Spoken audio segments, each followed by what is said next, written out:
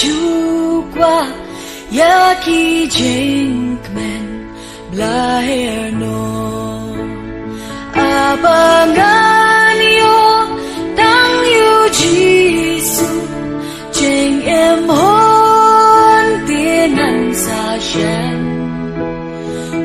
si jing shai day tang mau bad u klur ka Bethlehem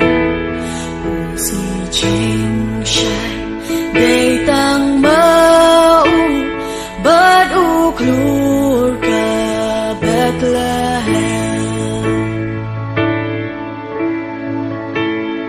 haki jing yai berthei sao dong đắp ca út ca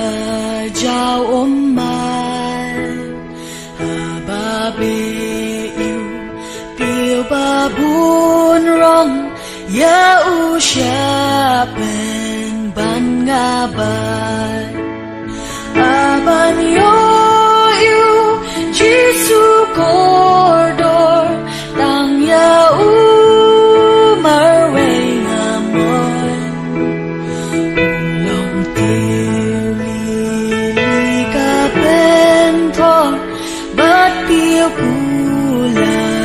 ka sharon long tiêu li ka pentor bat tiêu pula ka sharon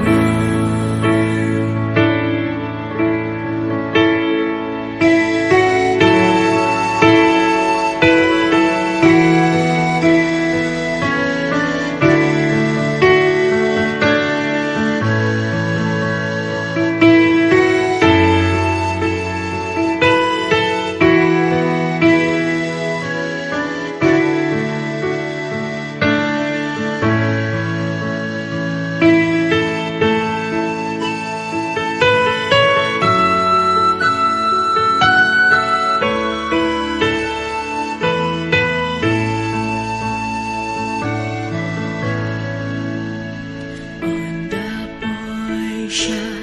karibasok ngan sa apa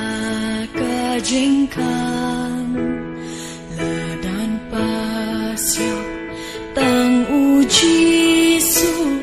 kerdop nengkan sa pliwang bad upan nong ruangan yaso angel dan hangtan Jisu bordor tang ujisu kan yai long jing ruai jong ma Jisu bordor tang ujisu kan yai long